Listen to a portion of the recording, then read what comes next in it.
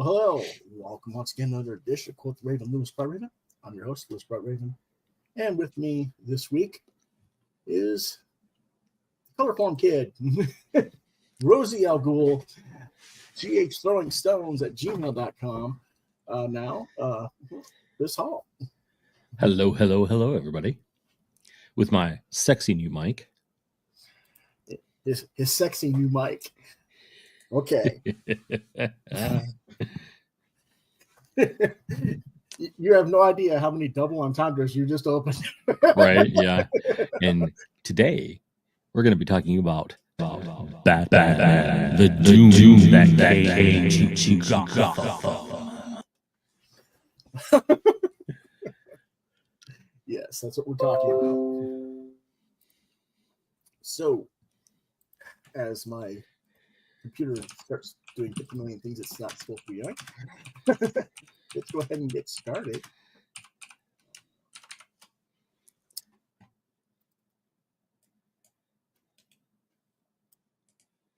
As this stupid thing does what it does, as always. Here we go.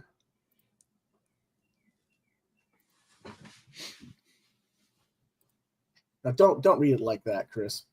No, I won't do that. So we have Batman, the Doom that came to Gotham. This is a 2023 animated flick, directed by Christopher Berkeley and Sam Liu, written by Jason Ricci, based on Batman, the Doom that came to Gotham by Mike Mignola, Richard Pace, and Troy Nixie, produced by Jim Creek, Sam Liu, Kimberly S. Moreau, Sam Register, and Michael Uslan, starring David Giuntoli, Tati Gabrielle, Navid Negaban, Emily O'Brien, Gideon Adlon, Karen Brar, Jeffrey Coombs, David Dasbachalian, Joe DiMaggio, Patrick Fabian, Brian George, Christopher Gorham, Jason Marsden, Tim Russ, Matthew Watterson, and production company was Warner Brothers Animation, DC Entertainment.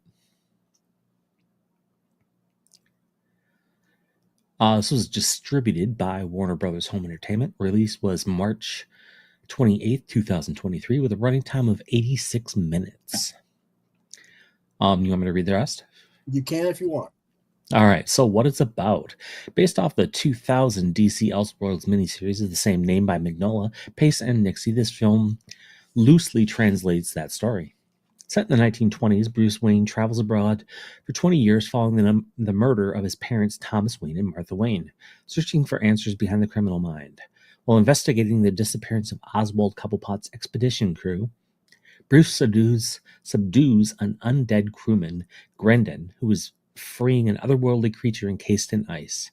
Bruce, his protégés, Kylie Kane, Dick Grayson, and Sanjay Toddy, and butler Alfred Pennyworth retrieve Grendon and return to Gotham City, unaware that Grendon was infected with one of the entity's parasites, with Jay staying on the ship to watch over him.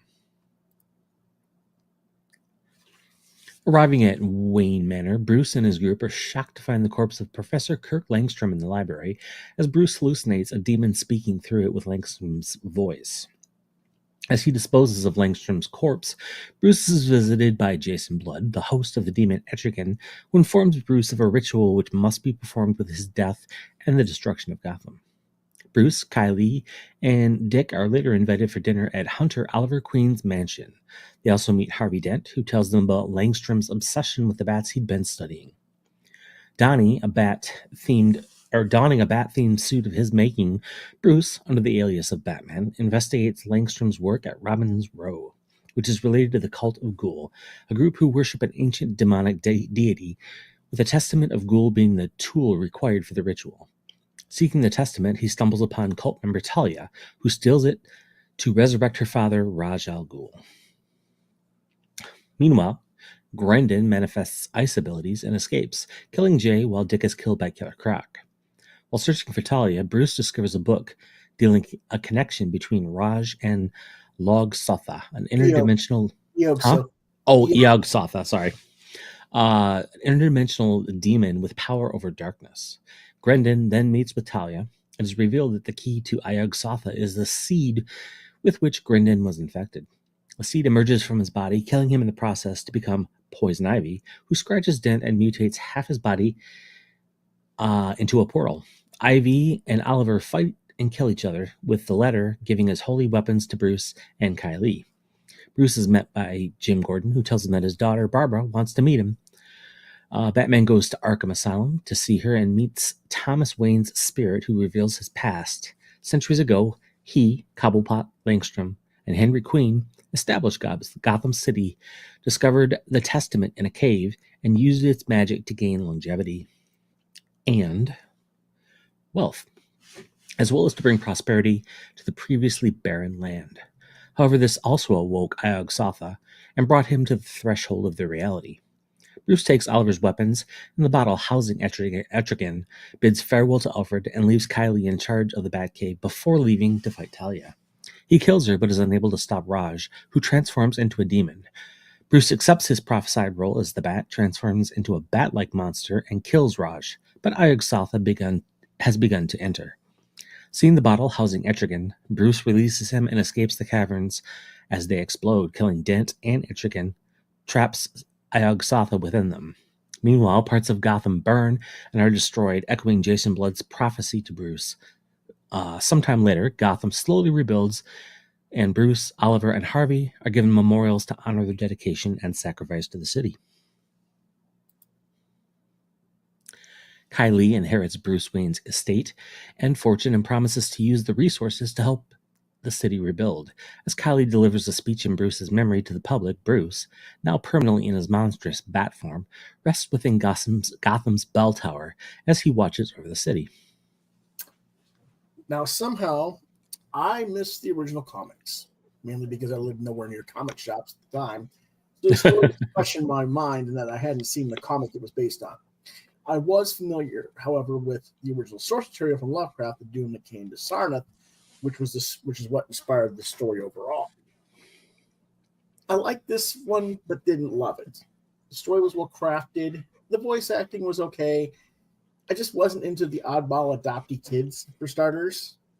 It just felt off to me that they were Dick Grayson, but the other two are like these weird, not American whatevers, that I wasn't right. Just didn't quite work for me. That doesn't mean they were bad characters or the actors did a bad job. That's not the case. They were okay, but the resulting fates of the characters, especially the guys, were like, yeah, they're cannon fodder to begin with.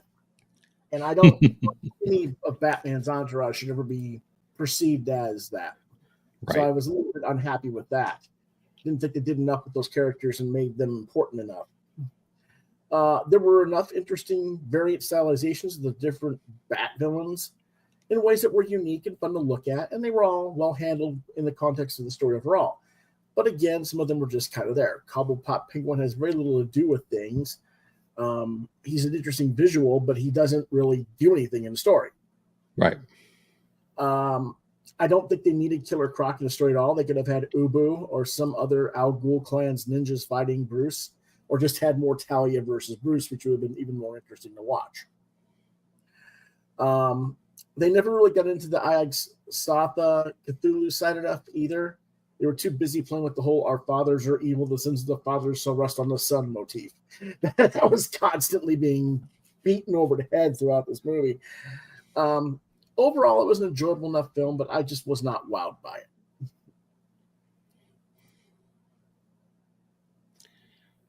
Yeah, I absolutely love this movie. One of the best Batman animated films of all time, in my opinion. Maybe even all the DC animated films. That it comes pretty close. I'm not sure if it's the best, but it's up there. Definitely captures a kind of a Hammer horror vibe meets Cthulhu mythos. The Bat villains are all well designed and suit the need of the plots, as Lewis pointed out. Yeah, I particularly love how well they took each character and fit it into the role of the Lovecraftian characters. Mm-hmm. I thought they did a really good job with that. Love the Salamander. I wasn't familiar with that character before. I think it's an old is it 40s or something like that?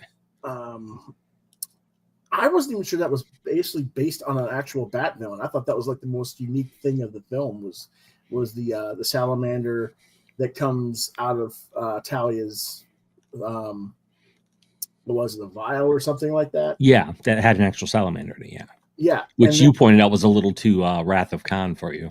yes, it was a little bit too much Wrath of Khan because he goes right in the ear and then he goes screaming and he becomes a demon. You know, you know. Well, I looked it up, and apparently the salamander was a Bat character, a Bat villain. Oh, cool. Back in the day, it was a female, Okay, and she had fire powers. interesting. Okay, So awesome. I think it is loosely based on that. Oh, But well, yeah, no, that's what it's based on. That's for sure. That's yeah, awesome. That's cool. Like I said, they did well with all of those. I was kind of Bregnan as Mr. Freeze was a little bit, but yeah, we all knew that's what he was. So, right. you know, um,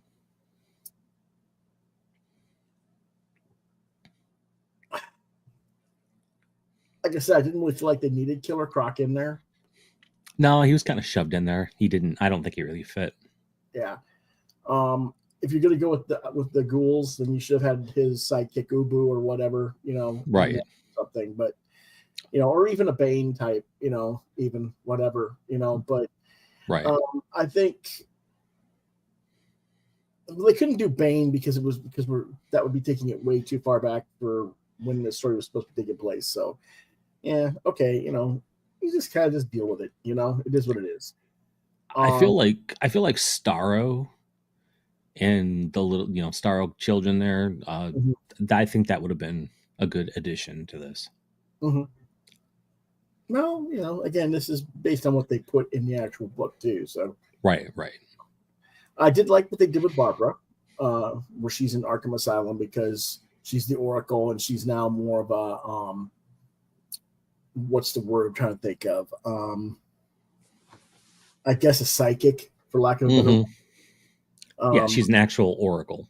Yeah, transcendentalist is what I was trying to think of. Because she does a lot of transference of mind and spiritual stuff. So, like I said, I do like that version. I wish they'd done a little bit more with them because the inference was they were maybe something. Bruce and her were something special before that, Right.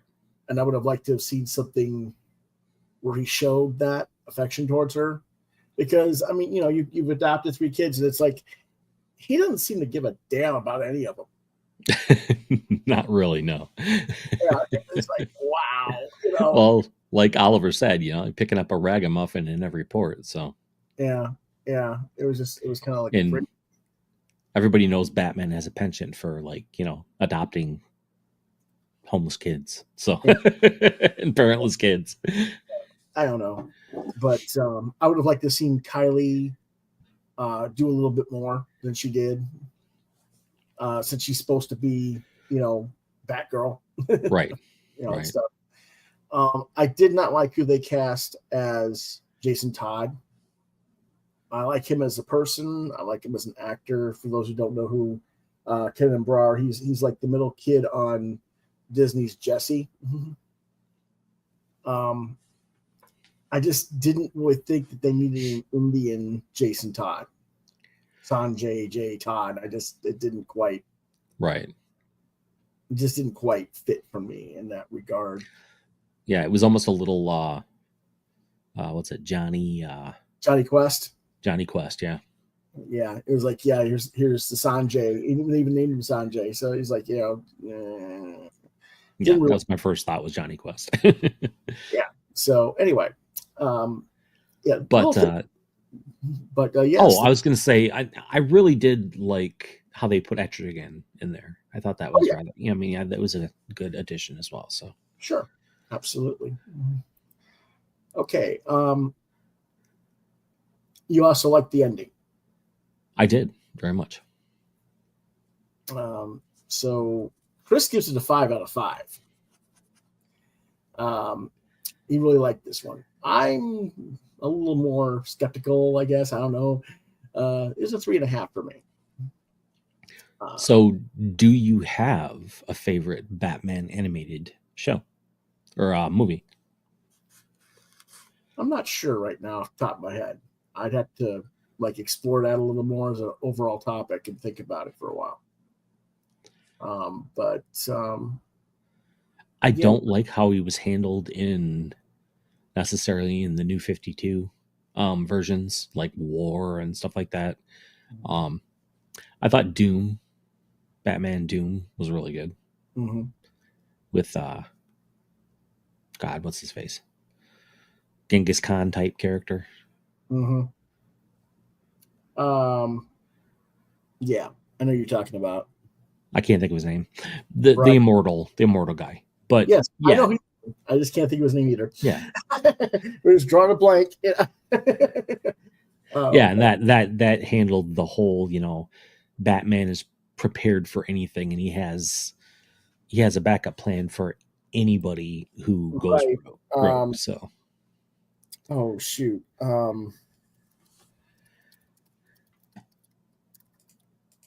Okay. call ourselves comic fans. Yes. Vandal Savage. Thank you. Yes, Vandal Savage. Uh, I was like, I know his name. I know his name. It's yeah. It's like it's V something. But yeah. But yeah. Um, I don't know. That would have been more interesting to see in a way if it had Vandal in this as well. Yeah, that would have been. I think he would have been better than Raj. I think Raj is like way too Overplayed. overused. Yeah, Way way too overplayed. overplayed. Yep, 100%. Yeah. Um, but other than that, but you got to remember when the book was made over 20 years ago. True. So Vandal Savage wasn't popular in 2000 to speak of. I mean, he was sort of because they had just used him in JSA for Jeff Johns and them, Right. but he really hadn't built the popular character motif that he has now. So, if you're going to be adapting that story, you got to go with what was actually used mostly. Right. Right. Well, do you think that like Legends of was it Legends of Tomorrow helped with his popularity at all, or Yeah, I'm sure it did. I mean you figure that show probably got 2 to 4 million viewers a week. right? So there has to be some correlation to at least some awareness of the character. Yeah. Comparatively, I mean, it's interesting how we talk about how film and television translates to different things, but it really hasn't built the new readership that people would expect it to have done. Right. You would hope that it translates to people buying comics, but it doesn't. Right. And I don't want to go on a rant about that right now. Yes. We'll save that for one of our new shows that we're thinking about doing, because we're thinking about possibly doing some shows in the afternoons. Yeah. And that we'll actually talk about just like topics and not review or anything like that. And hopefully, we might do some reviews too. We'll see. Depending on what's going on and what you've read and what's all done. But we won't do as many reviews as we do in the evening. Right. Right. Yeah. I That way. think it's a great idea. So yeah.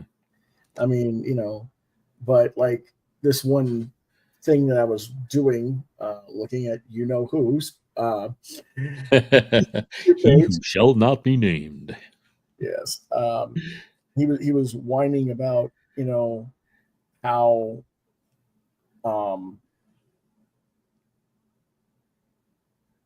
the fans are. When I went to a comic shop before I owned a comic shop, the retailer acted like an expert and said I didn't want these comics because they didn't like them. It ain't got nothing to do with whether or not they like the book or not. Although there are plenty of retailers like that. I've dealt with those too. Right. The thing is, if you are constantly bitching about a book, you don't need to be buying it. Very true. You need that book taken out of your hands by the retailer, or preferably by another customer who takes you aside, and says, "Hey, we don't need to hear this crap from you." If Right. you don't, but you don't like the book, shut up about it. Right, and go find something else that you do like, and I'll even help you if you want. Because that's the whole point of the enjoyment of the hobby, is to go find what you enjoy. Mm-hmm. Yep. And it seems like these days, all they want to do is complain. And to me, well, I said I wasn't going to go on this rant, but I will a little bit. That's why we don't have the fans that come in off the movies or TV, because they walk into the stores and they see everybody complaining. Well, I don't want to stick around. Exactly. Yeah. And which is why, you and I review what we do, because that's what we enjoy. We try. We like the indies. Yeah, we trying cool indie stuff. So, well, it's not just cool indie stuff. I mean, we do genuinely, when we pick a Marvel or DC book, we are genuinely trying a book that we hope we're going to like, even if it doesn't turn out that way. Very true. So when we're disappointed by a bad book, or at least in our opinion, the bad book, what was good for us or bad for us might be enjoyable for someone else. That's fine. Yeah. We're talking about you, Wolverine and Kitty Pryde. But well, not just that one, but other ones as well. But yeah, I mean, that's why you and I and our third co-host John often don't agree on things, because we have different opinions. So which okay. makes it interesting. So yeah. So I just was Wolverine and Kitty Pryde like the lowest rated book you've ever reviewed, or was it close? It's the lower range. Yes. I don't know if it's the absolute lowest. I think I've given one half a star before. Oh wow, half a star. All right. Do we have quarter stars? Are those available? No. They go by halves. But I don't remember exactly what it was. An indie book, I know that. And part of it was because the guy harassed me to review his book. Oh, okay. And it was like, dude, you really don't want me to. He goes, no, I want you to. I'm like, okay, you asked for it. Yeah. Right. And he was probably expecting you to be like, blown away, gobstopped. Yeah. No, when I say I don't want to review your book, that means I'm probably going to give you a bad review. That's funny. Take the hint. And when I say a bad review, I mean, it's a bad review in your opinion, but hopefully I'm giving a good enough review that I got to explain why I don't like it and give you ideas on how to improve. But, that's another issue altogether. Right. Let's see. Okay. So what are we reviewing next week? Well, we're going to go back to the Marvel Vault this next week. Oh, okay. We're going to try Werewolf by Night. Yes, I have not seen this. Werewolf by Night. You can tell he's happy with his soundboard. So many cool little effects. Yeah, but I want to see what that is. I'm kind of confused by the cover of this poster a little bit. I mean, I don't know who plays the character of Jack Russell, but he doesn't look a lot like Jack Russell. That was one of my problems with it as well. Okay, well, we'll see. It is just the one film, though, right? It's not like a series. No, it's not a series. It's just the short film. Okay, so we'll watch that short film next week. And, well, PCA didn't show up. if you go back and look at yesterday's episode that you missed, Chris, Yeah. we got a request to review a film. Oh, okay. It's a Japanese subtitled action adventure type thing, and I just didn't know something with the Shaw, directed by the Shaw brothers or something like that. Oh, okay. Well, I'll have to look that one up. Yeah, so well, let me see if I can look that up real quick. What he was talking about without killing ourselves here, right? Right. I don't want to get blasted. Let's see. There we go. I want to see if it'll show the chat replay. What did Pop? Okay, Come Drink With Me is the name of the movie. Okay. By the Shaw brothers. Oh, 1966. Yeah, Pop Culture Avenger asked for that, and he said there's actually a version that has a English dub. So, consider one of the greatest wuxia films of all time. Yes. Okay. Well, you'll have to check that out. Okay. So we'll have to look into that and see what we think on that one. But next week we'll do Werewolf by Night. And then on Monday next week, we'll be reviewing Alley by Junji Ito. And then on Tuesday, we'll have our crowdfunding discussion. And I don't know if we're going to have a guest yet or not. I'm waiting to hear back. And then Thursday, we're gonna cover the 3 books that Chris didn't cover last night because he wasn't here. And we're gonna cover a bunch of other stuff as well. So it'll be like an extra long edition next week. Right? Yeah. Oh no!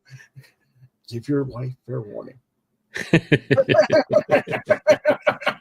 I will do that. This one may go over.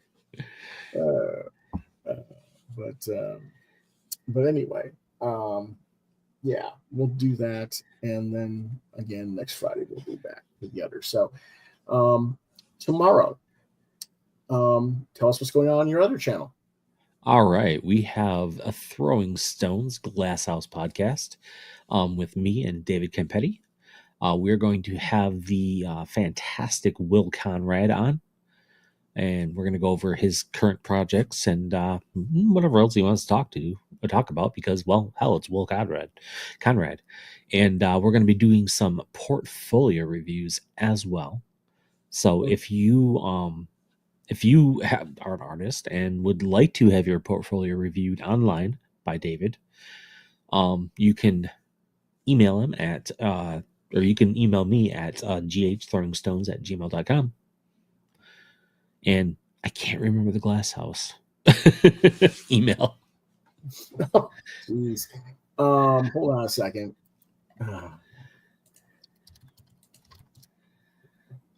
Oh, you silly thing. No, it's not going to do it. Of course. I would say probably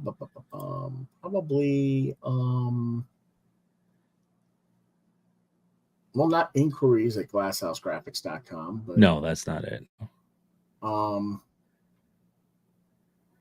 But you can use the GH Throwing Stones, and I will make sure David gets, because I'm going to be kind of vetting the portfolios before, to decide which ones we should actually review. So yes, because we don't want Dave to go, what the hell were you thinking?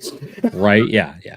So I'm like the pre-judges on American Idol, before you get to see the actual judges. You shall not pass. Let's see here. You shall not pass. Yeah, okay. Yeah, I can't. Why can I not think of the phrase that you're doing what I used to do when I first started in the business? Shoot, I can't think of the right word for it, right term for it. Slush reader. What's a slush reader? The person who reads through all the slush mail and Oh, gotcha. Yeah. yeah, I have to go through all the mail and go through and figure out what is actually worth something for the editor to see or not. That's that's what you're doing. You're slush reading the portfolios that are submitted. Yes, that is my partial job. Yes. And so yeah, we're on Saturday? YouTube Saturday, 8:00, so Eastern Standard Time. Mm-hmm. And that'll be tomorrow night. Yes, it will. So. And then tomorrow afternoon, I should be on somewhere between. I haven't decided if I'm going 1 to 4 or 2 to 4. Depends on how I feel. We'll do a live draw. Oh, very, very cool. And so I don't know exactly what I'm drawing for certain just yet. Chris and I have been talking about doing something. I don't know if I want to draw that or if I want to just stick with what I have on my board over here. That would be funny. Yeah, we got to get those character sketches drawn up. So yeah, we'll have to see. Well, depends on what's going on because I know you've got things you got to do tomorrow to get ready for your other show. So I think it should be all good though. Yeah. So anyway, that's all for this week. And my silly computer wants to play games. But it didn't do it. Would you like to play a game? No, I want you to do what I want you to do. Right? Right. No, I want to play thermonuclear war. Oh, by the way, you missed all the fun last night. Yeah. What happened? I gave 2 5-star reviews. Wow. That's impressive. Yes, it is. And so, first one, we want you to read what happened. So we're going to share those again from last night. Oh, yeah, Mouse Guard. You really enjoy that one song. Like, holy frijoles. What just happened? Raven with the 5-star. Somebody called 911. Multiple ambulances. Stat. I like the one on the left. Yeah, holy frijoles. No, underneath the... Finish it. Yeah. Finish it. Right. And then there was another one that's going to, really get you. Because it was her vanishing point. I can ever get there with this silly computer being mean to me. Here you go.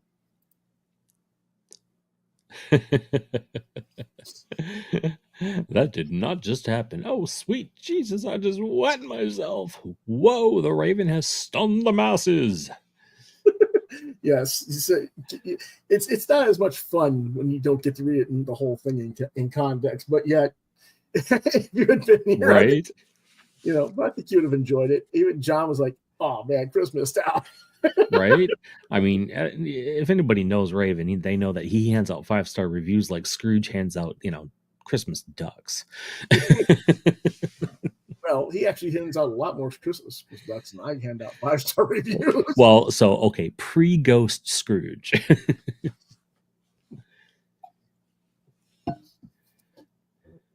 Yes, I haven't been visited by the ghosts of whatever yet. A 5-star review, please, sir. May I have another? Anywho, let me get to the last here. But next week, this is some of the stuff we're going to look at. Jump Scare, which was supposed to be covered this week. Galaxy Madness, which was supposed to be covered this week. Arcana Warrior, which was supposed to be covered this week. Captain Planet, Let This One Be a Devil, Dawn Runner, in Minor Arcana, which are all supposed to be covered this week. So we got, like half of our show next week is going to be an overpass. Wow. Right. Okay. So anyway, we'll see you next time. If you want to reach out to me on social media, Lewis.BrightRaven on Facebook, Muskrat channel at LewisBrightRaven 2. Come on artwork, deviantart.com/BrightRaven. You've been watching Quoth the Raven, Lewis Bright Raven exclusively on YouTube. If you have questions, comments, quothravenlbr72@gmail.com is the primary channel to reach me at. If I don't get back to you on that, try lewisbrightraven@yahoo.com. Until next time, Quoth the Raven, nevermore. Nevermore.